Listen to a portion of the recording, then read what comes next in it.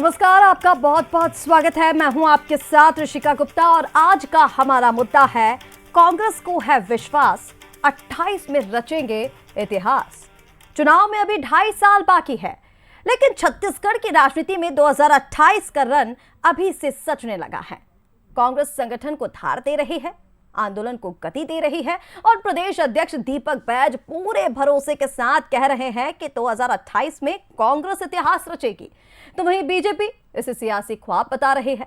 अब सवाल यह है कि क्या यह विश्वास वाकई इतिहास बनेगा या फिर इतिहास खुद को दोहराएगा। इसी पर करेंगे चर्चा। पहले देखिए रिपोर्ट। छत्तीसगढ़ में 2.5 साल के बाद विधानसभा चुनाव है, लेकिन कांग्रेस ने अभी से चुनावी मोर्चा खोल दिया है। संगठन, आंदोलन और आक्रामक विपक्ष, तीनों रणनीतियों पर पार्टी एक साथ काम कर रही है। सदन से लेकर सड़क तक सरकार को घेरने की कोशिश जारी है। बिजली बिल, स्मार्ट मीटर, जल जंगल जमीन, किसान और आदिवासी मुद्दे को कांग्रेस लगातार राजनीतिक धार दे रही है। संगठन सृजन अभियान के बाद कार्यकर्ताओं को मैदान में उतारा जा चुका है और इसी बीच प्रदेश अध्यक्ष दीपक बैज ने बड़ा दावा कर दिया है। बैज का कहना है कि कांग्रेस 2028 में सत्ता में वापसी करेगी और कलेक्टिव लीडरशिप के दम पर नया इतिहास रचेगी। लेकिन आने वाला 2028 का चुनाव छत्तीसगढ़ में बेहतर होगा और छत्तीसगढ़ में कांग्रेस कलेक्टिव लीडरशिप में चुनाव लड़ेगी और मजबूती के साथ छत्तीसगढ़ में फिर से कांग्रेस छत्तीसगढ़ 2028 में वापसी करेगी और सरकार हम बनाएंगे। कांग्रेस का दावा है कि पार्टी लगातार जमीन पर सक्रिय है और जनता के मुद्दों को मजबूती से उठा रही है। यही वजह है कि प्रदेश नेतृत्व 2028 को लेकर पूरी तरह आश्वस्त दिखाई दे रहा है।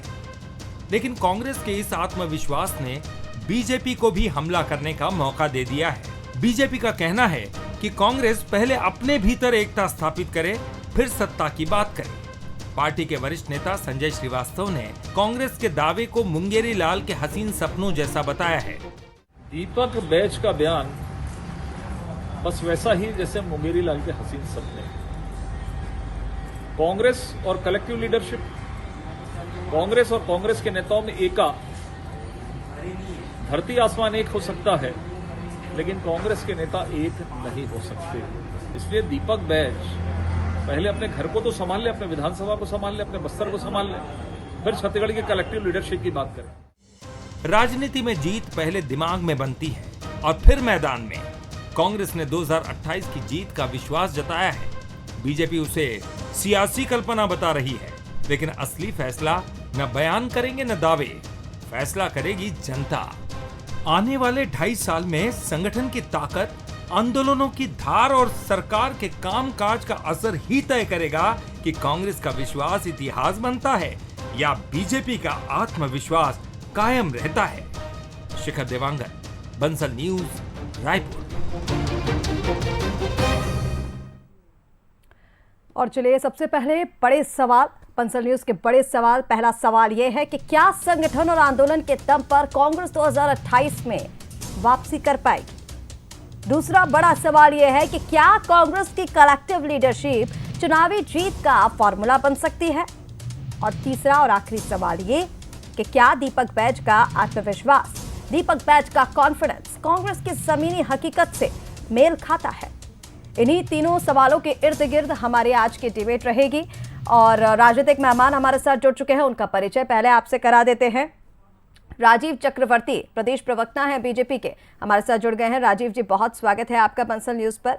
और इसी के साथ सुरेंद्र वर्मा जी हैं, वरिष्ठ प्रवक्ता हैं कांग्रेस के। सुरेंद्र जी, आपका भी बहुत स्वागत है और बहुत अच्छा है, कांग्रेस कॉन्फिडेंस में है। सर सुरेंद्र जी, आप ही के साथ शुरुआत में करना चाहूंगी। और दावे किए जा रहे कि 2028 में वापसी कांग्रेस की करेगी। अब देखिए 2023 में जनता ने कांग्रेस को सत्ता से बाहर का रास्ता दिखाया था, लेकिन 2028 में अभी तो 2.5 साल दूर हैं चुनाव।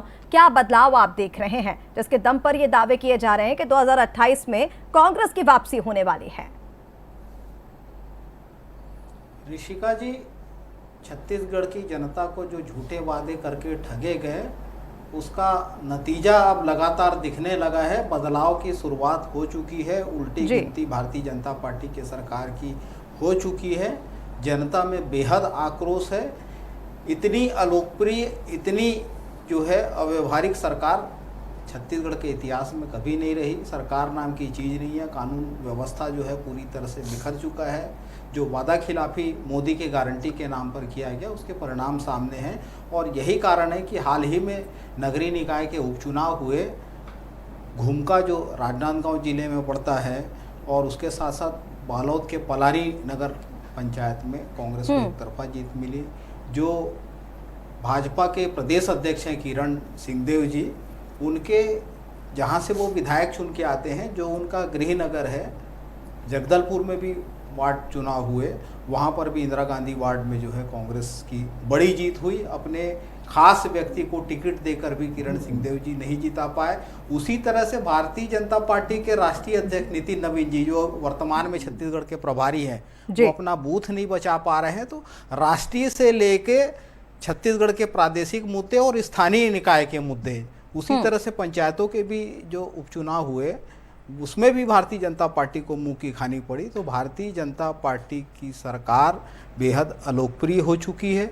जो टाइम बाउंड वादे इन्होंने किए थे, चाहे वो नियमितीकरण को लेकर 100 दिन का वादा हो, चाहे 1 लाख सरकारी रोजगार की बात हो, चाहे 500 में सिलेंडर देने की बात हो, और जो बिजली के दाम पिछले 2.5 साल में 5-5 बार बढ़ाया गया, स्मार्ट मीटर से जो लूट है, तो जनता तो अब इंतजार कर रही है। उल्टी गिनती इस सरकार की शुरू हो गई है। जो लूट मची है स्मार्ट मीटर से, जनता के जेब में डकैती हो रही है, जो खाद की समस्या है, जो शिक्षा, स्वास्थ्य, रोजगार को लेकर समस्या है, जो सड़कों का अभाव है, जो चर्चा। आपके पास लौटती सुरेंद्र जी, एक ओपनिंग कमेंट राजीव चक्रवर्ती जी से भी ले लेते हैं। इंतजार कर रही है। ठीक है सुरेंद्र जी। राजीव जी, आप अभी सुरेंद्र जी के आरोपों को भी सुन रहे थे और वो ये कह रहे हैं कि बीजेपी अलोकप्रिय हो चुकी है जनता के बीच, बीजेपी का वर्चस्व कहीं ना कहीं फीका पड़ता हुआ नजर आ रहा है। क्या कहेंगे? Opening comment.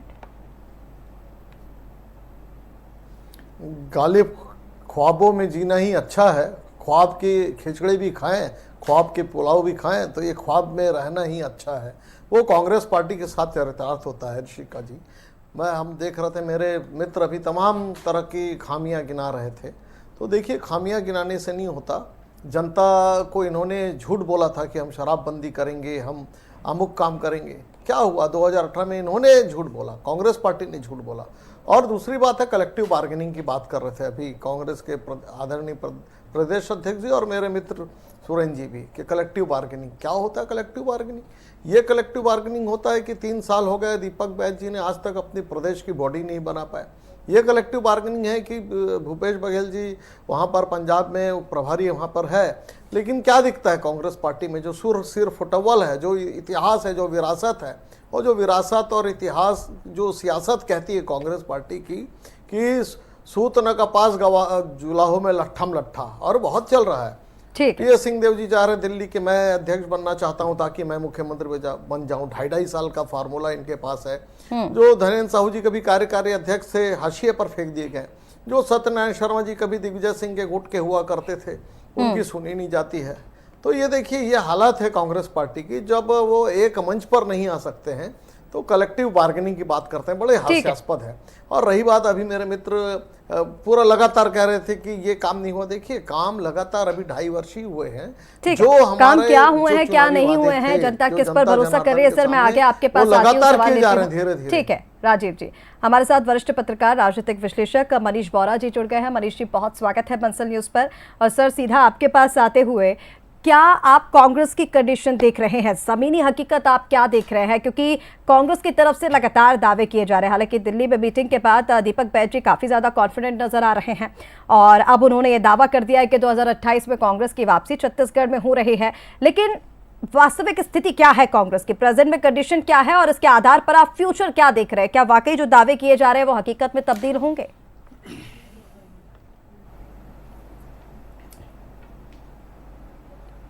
का जो रास्ता है वो निश्चित रूप से बस्तर और सरगुजा से होकर ही गुजरता है। वहां पर जिस पार्टी को बहुमत मिलता है वही सत्ता में बैठती है। अभी यहाँ बात कर रहे थे आप कि किस प्रकार से क्या स्थितियां हैं, ग्राउंड लेवल पर क्या पोजीशन। लेकिन निश्चित रूप से एक बात ये है कि मैं हर बार कहता हूँ कि कांग्रेस की ताकत और कांग्रेस की कमजोरी दोनों उसकी आंतरिक गुटबाजी है, और नेताओं के जो आपसी झगड़े हैं वही उसकी कमजोरी भी है और वही उसकी ताकत भी है। कमजोरी इसलिए है क्योंकि देखिए कांग्रेस से भी जितने घरों में बंटती है और घरों में बंटने के बाद वो अपने अपने स्तर पर जो पार्टी के लड़ते हैं उससे कांग्रेस को नुकसान होता है। होता यह है कि जब कलेक्टिव लीडरशिप की बात की जाती है, जैसा कि उनके प्रदेश अध्यक्ष कह भी रहे हैं कि हम कलेक्टिव लीडरशिप में इलेक्शन जो है वो फाइट करेंगे, 2028 में हमारी वापसी होगी, तो देखिए छत्तीसगढ़ जो है वो निश्चित रूप से कांग्रेस का घर रहा है और यहाँ पर लगातार कांग्रेस को अच्छा जन समर्थन मिलता रहा है। ये बात अलग है कि वो सत्ता पर काबिज नहीं हो पाई और जब काबिज हो पाई तो उसको कायम नहीं रख पाई। तो ये जो कांग्रेस के साथ में माइनस पॉइंट है, वो माइनस पॉइंट इसीलिए है कि वो लगातार जब जब सत्ता में आती है तो सत्ता के शीर्ष पे रहने की जो उनकी आंतरिक लड़ाई है, उस लड़ाई का नुकसान जो है वो कांग्रेस को झेलना पड़ता है, उसी की वजह से वो बार बार सत्ता से बाहर हो जाती है।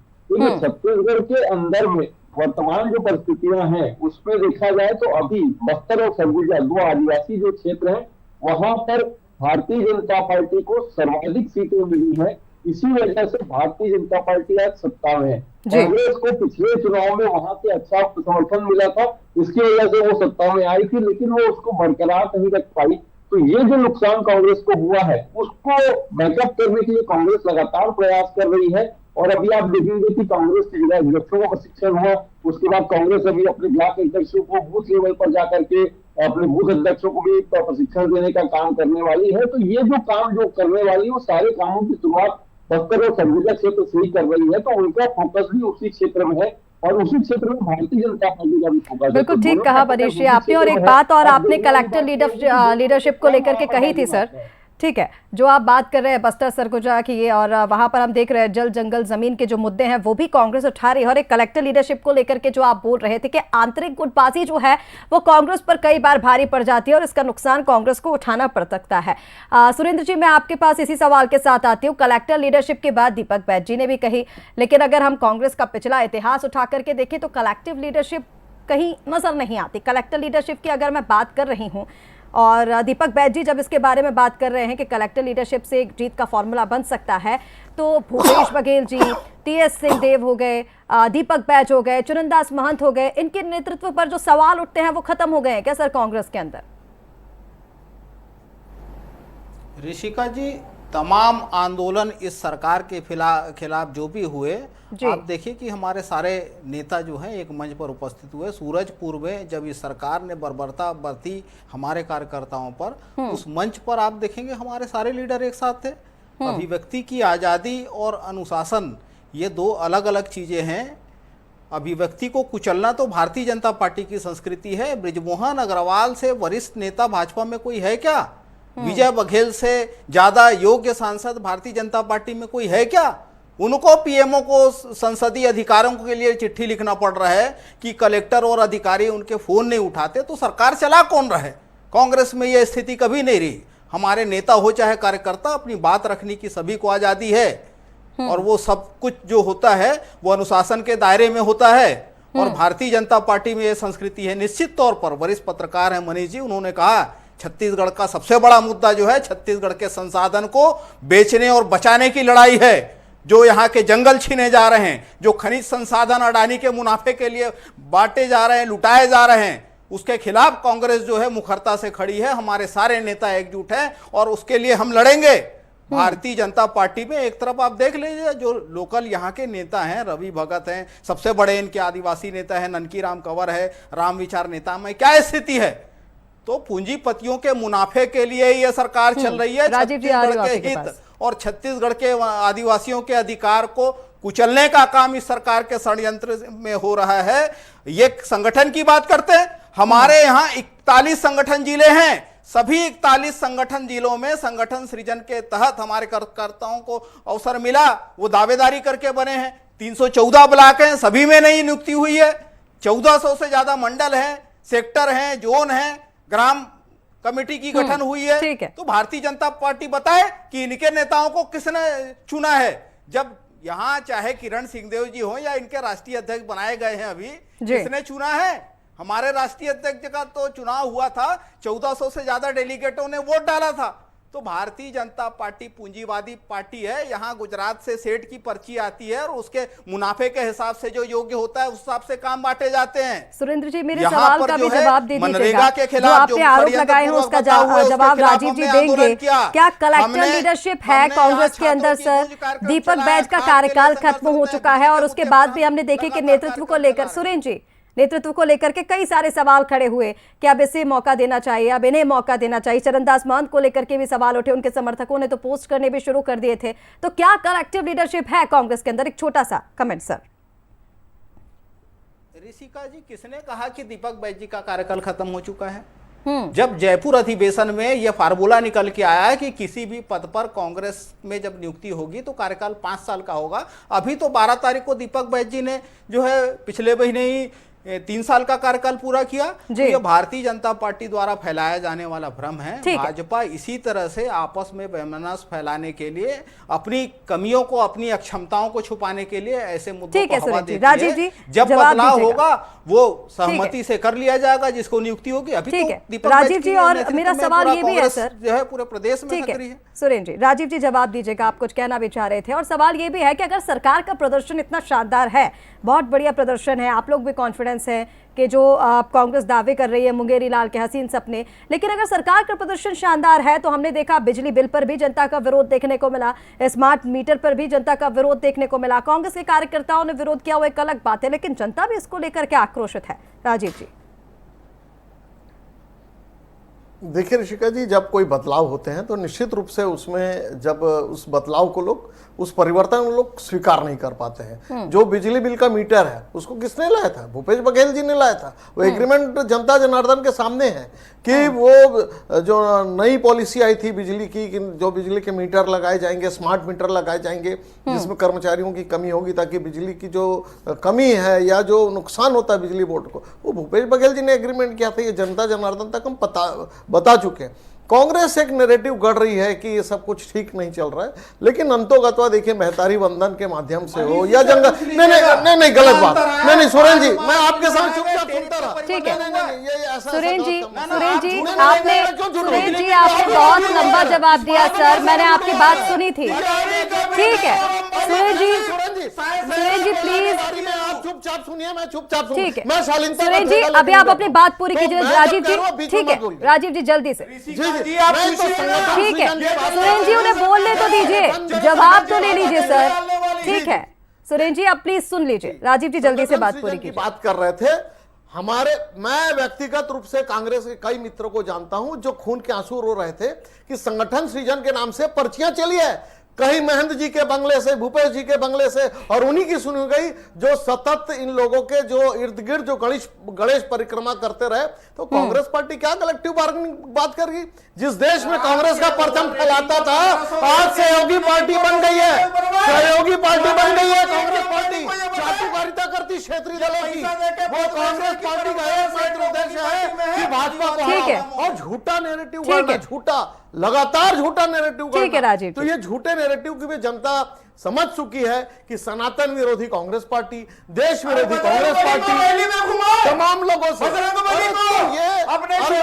रामायण में बजरी अरे कुछ मालूम नहीं है, तो ये अल्लाह अकबर के नाम से वोट मांगने वाले लोग। सर ऐसे कुछ भी समझ में नहीं आ रहा है, दर्शक जो देख रहे होंगे उन्हें भी कुछ समझ में नहीं आ रहा है। ठीक है सुरेंद्र जी प्लीज शाउट मैच मत कीजिए सर, ऐसे कुछ भी समझ नहीं आ रहा है। आपकी बात शांति से सुनी गई थी, अब आप जवाब भी शांति से सुन लीजिए। राजीव जी जल्दी से छोटे से कमेंट के साथ अपनी बात पूरी कीजिए सर, मनीष जी भी इंतजार कर रहे हैं। राजीव जी जल्दी से बात पूरी कीजिए। जी तो ऋषिका जी मैं ये कहना चाहता था कि कांग्रेस पार्टी जो ख्वाब देख रही, जो स्वप्न देख रही है, वो स्वप्न नहीं रहेगा। कांग्रेस पार्टी का अपना अंतर्विरोध, कांग्रेस पार्टी जिस प्रकार से लोगों से दूर होते जा रही है और कांग्रेस पार्टी जो झूठा नैरेटिव करती है जनता के सामने, वो जनता को भी समझ में आ चुका है। अब कांग्रेस पार्टी क्षेत्रीय जो दल है उनके सहयोगी बनकर रह गई है, जैन जी के नाम पर उनके पीछे से षड्यंत्रकारी रह गई है। कांग्रेस पार्टी का अपना वजूद धीरे धीरे खत्म हो रहा है, क्योंकि कांग्रेस पार्टी की कोई नीति, नियत या स्पष्ट कोई संविधान नहीं रह गया है कि वो किसी स्पष्ट निर्देश पर बात करे, कोई नीति पर बात करे। हमारी नीति है ना राष्ट्रवादी नीति, हमारी नियत है ना कि देश हमारे लिए प्रथम है, हमारे पास कार्यक्रम है 6 कार्यक्रम हम करते हैं देश भर में। अभी हम जो कार्यक्रम कर रहे हैं श्लोकी, इसके पहले महात्मा का किया, आज अभी रैदास का कर रहे हैं। तो हमारे पास जनता से संपर्क करने के बहुत सारे मुद्दे हैं, लेकिन कांग्रेस पार्टी के पास एक ही मुद्दा है। सुरेंद्र जी जल्दी से जवाब दीजिए, सुरेंद्र जी जल्दी से जवाब दीजिए, फिर मनीष जी से क्लोजिंग स्टेटमेंट लूंगी सर। और मेरा सवाल ये भी है कि जैसे कि नेतृत्व को लेकर के मैंने आपसे सवाल किया था, कलेक्टर लीडरशिप को लेकर के किया था, तो आपने कहा कि कार्यकाल अभी खत्म नहीं हुआ है, भ्रम है।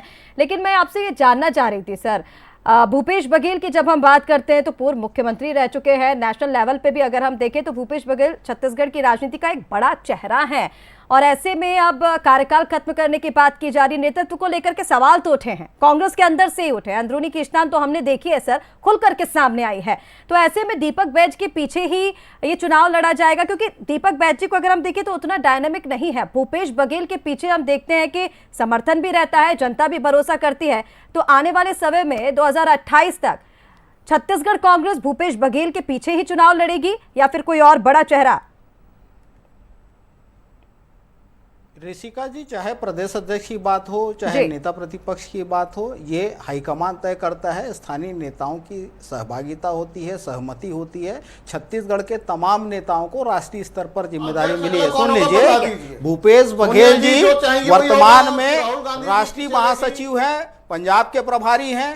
पिछले चुनाव में भी हाल ही में 5 राज्यों में चुनाव हुआ, टीएस सिंहदेव जी को 2 राज्यों में ऑब्जर्वर बनाया गया था। सुन लीजिए, नितिन नवीन जिस प्रकार से सनातन को अपमानित करने का काम चुनावी रैली में बजरंगबली को नचवाए, हम तो आम जनता ने वहां पर नचवा दिया उनको। हार को स्वीकार करते हैं।